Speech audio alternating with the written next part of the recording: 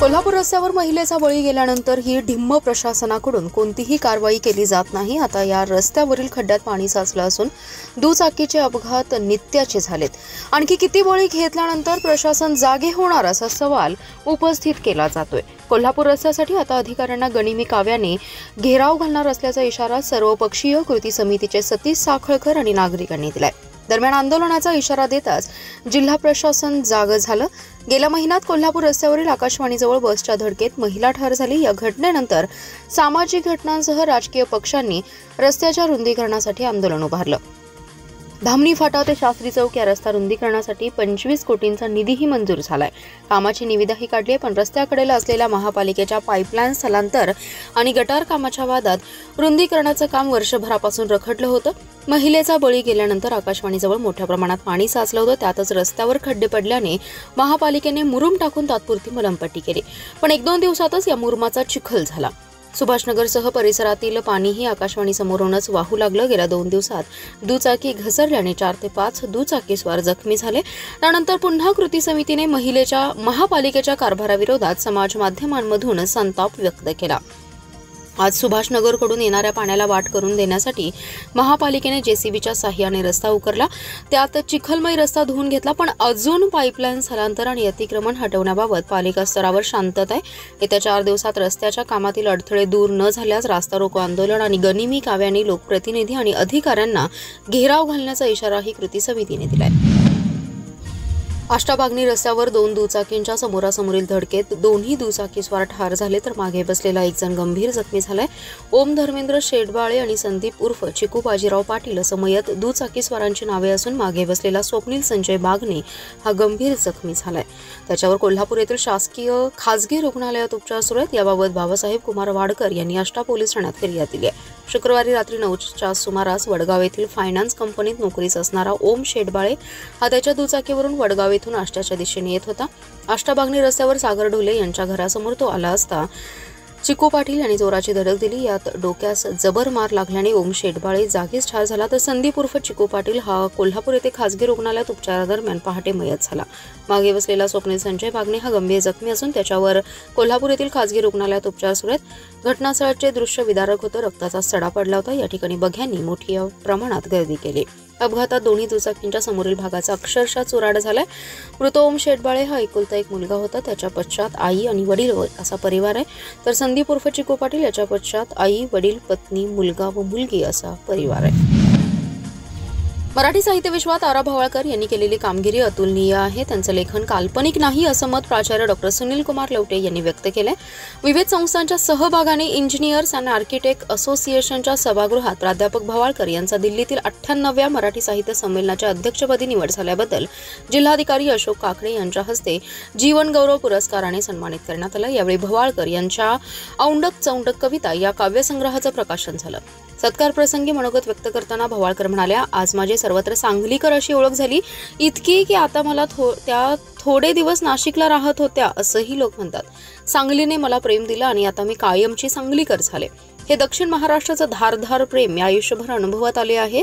इथे शिकवायला आले ते सहजच, तसेच मी सहजपणे लिहित गेले आणि आज जो कविता संग्रह प्रकाशित झालाय त्यातल्या कविता सुमारे 40 वर्षांपूर्वीच्या आहेत। प्राथमिक शाळेत शिकवतानाच्या वेळेच्या आहेत।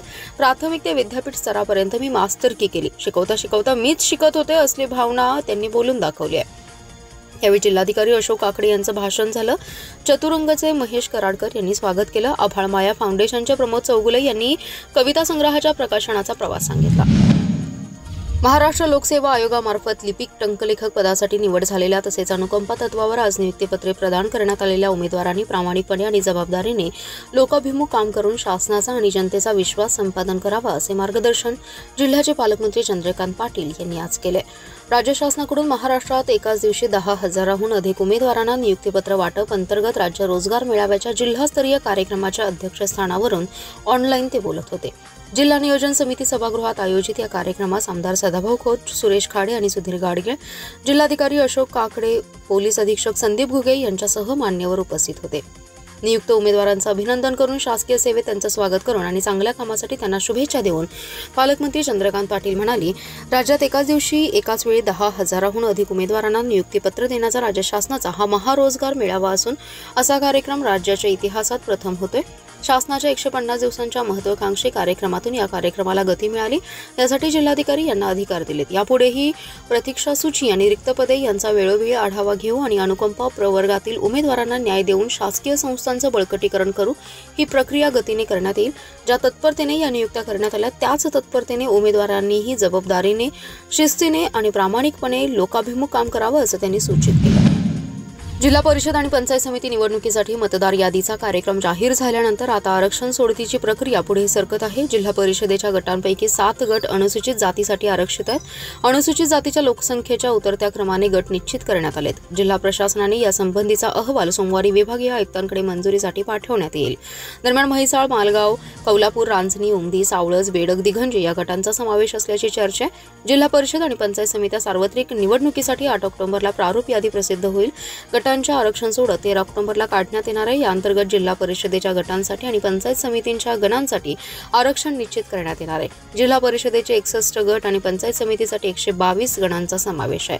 जिल्हा परिषदेच्या गटांपैकी 7 गट हे अनुसूचित जातीसाठी आरक्षित करण्यात आलेत। जिल्ह्यातील अनुसूचित जातीच्या लोकसंख्येच्या प्रमाणावर आधारित हे आरक्षण निश्चित करण्यात आले। प्रशासनाने या संबंधीचा अहवाल तयार करून सोमवारी विभागीय आयुक्तांकडे पाठवण्यात येणार आहे। त्यानंतर बुधवारी विभागीय आयुक्तांकडून अंतिम मान्यता मिळणार असून त्याद्वारे 7 गट अनुसूचित जातीसाठी अधिकृतपणे आरक्षित होतील। 7 गट आरक्षित झाल्यामुळे अनेक इच्छुक उमेदवारांची समीकरणे बदलणार आहेत। विशेषतः सामान्य प्रवर्गातील दावेदारांना आपले राजकीय गणित नव्याने आखणार आहे। सांगली ते अंकली रस्त्याचं काम सार्वजनिक बांधकाम विभागाने तातडीने पूर्ण करावे असे निर्देश जिल्हाधिकारी यांनी आज दिलेत। या रस्त्याची पाहणी त्यांनी आज केली। यावेळी त्यांच्यासोबत महापालिकेच्या उपायुक्त स्मृती पाटील, सार्वजनिक बांधकाम विभागाचे कार्यकारी अभियंता क्रांतिकुमार मिरजकर उपस्थित होते। यावेळी जिल्हाधिकारी अशोक काकडे म्हणाले, आकाशवाणीजवळील रस्त्याचं काम सार्वजनिक बांधकाम विभागाने सुरू केले। हे काम महानगरपालिका आणि मोजणी विभाग यांच्याशी समन्वय ठेवून वाहतूक विस्कळीत न होता लवकरात लवकर पूर्ण करावे। उपनगरातील शेत आणि मोकळे प्लॉटमधील पाणी रस्त्यावर येतं, त्याचा वेळेस निचरा होईल या दृष्टीने महापालिकेने उपाययोजना कराव्यात असे निर्देश त्यांनी दिले। शास्त्री चौक ते 100 फुटी रस्त्यावरील हद्दमोजणी विभागाने तातडीने निश्चित करावी असे सांगून जिल्हाधिकारी काकडे म्हणाले, रस्त्याची कामे करताना जलवाहिन्या फुटण्याचे प्रकार होऊ नयेत यासाठी महापालिकेने पाणीपुरवठा विभागाचा एक कर्मचारी नियुक्त करावे। तो कर्मचारी सार्वजनिक बांधकाम विभागाशी संपर्कात राहील असंही ते म्हणाले। संघ एका शाखेचा आज वटवृक्ष झालेला आपण सर्वजण बघतो आहे। संघ शताब्दी निमित्त पंचपरिवर्तन संकल्प सर्वसमावेशक करणार आहे। कुटुंब प्रबोधन, नागरी कर्तव्य, स्वदेशी वापर, पर्यावरण, सामाजिक समरसता या विषयांवर जनजागृती करण्याचे नियोजन करण्यात आले। संघाचा विस्तार सर्व जगात करण्याचा संकल्प आहे। स्वभावानी आणि विचारांनी जगावर प्रभाव टाकून जगाच्या शीर्षस्थानी पोहोचण्याचं काम या शताब्दी वर्षात सर्व स्वयंसेवक करणार आहेत। संघ डिसेंबर 2025 मध्ये गृह संपर्क अभियान करणार आहोत। त्यासाठी प्रत्येक हिंदू समाजाने आपला खारीचा वाटा उचलावा असं प्रतिपादन संघ संचालक डॉक्टर मकरंद बर्वे यांनी केले। कडेगाव येथील शिवप्रभू विद्यालय येथे राष्ट्रीय स्वयंसेवक संघ तालुक्याचा विजयादशमी पथसंचलन व शस्त्रपूजन उत्सव प्रसंगी ते बोलत होते। या कार्यक्रमाचे अध्यक्ष म्हणून राष्ट्रीय स्वयंसेवक संघाचे कराड जिल्हा संघचालक डॉक्टर मकरंद बर्वे यांच्यासह गणवेशधारी आणि स्वयंसेवक उपस्थित होते। यावेळी स्वयंसेवकांना संबोधित करताना डॉक्टर मकरंद बर्वे म्हणाले की आपले राष्ट्रीय जीवन सांस्कृतिक एकात्मता आणि श्रेष्ठ सभ्यतेच्या भक्कम पायावर उभे आहे। त्याला हानी पोहोचवण्याचे किंवा नष्ट करण्याचे प्रयत्न थांबवणे आवश्यक असून त्यासाठी जागरूक समाजालाच प्रयत्न करावे लागतील असं आवाहन केलं। सिंगल यूज प्लास्टिकचा साठा मोठ्या प्रमाणात वापरून आढळलेला आहे। 13 व्यावसायिकांवर 2000 प्रमाणे एकूण 26,000चा दंड आकारण्यात आलाय। तसेच सार्वजनिक ठिकाणी कचरा टाकल्याबद्दल एका व्यावसायिकावर 7,000चा दंड महापालिकेने करण्यात आला। या दोन्ही कारवायांद्वारे 33,000चा दंड वसूल करण्यात आलाय। महापालिका आयुक्त सत्यम गांधी यांच्या आदेशाने आणि अतिरिक्त आयुक्त तसेच उपायुक्त यांच्या नियंत्रणाखाली मुख्य स्वच्छता अधिकारी सचिन सागावकर, स्वच्छता अधिकारी याकूब मद्रासी आणि श्री अतुल आठवले यांच्या मार्गदर्शनाखाली विभागीय कार्यालय 4 मिरज वॉर्ड क्रमांक 3, 4, 5, 6 आणि 20 या व्यापारी क्षेत्रात सिंगल यूज प्लास्टिक तपासणी मोहीम राबवण्यात आली। सिंगल यूज प्लास्टिक आणि सार्वजनिक स्वच्छता नियमांचं उल्लंघन करणाऱ्यांवर महापालिकेची कारवाई केली आहे। सिंगल यूज प्लास्टिकचा साठा आणि वापर आढळून आलेल्या 13 व्यावसायिकांवर प्रत्येकी 2,000 प्रमाणे 26,000 तर सार्वजनिक ठिकाणी कचरा टाकल्याबद्दल एका व्यावसायिकावर 7,000चा दंड महापालिकेच्या वतीने करण्यात आला। कारवाईत स्वच्छता निरीक्षक अक्षय कोलप, नितीन कांबळे, सचिन वाघमोडे, पंकज घनके आणि महेश कांबळे यांनी सक्रिय सहभाग घेतला।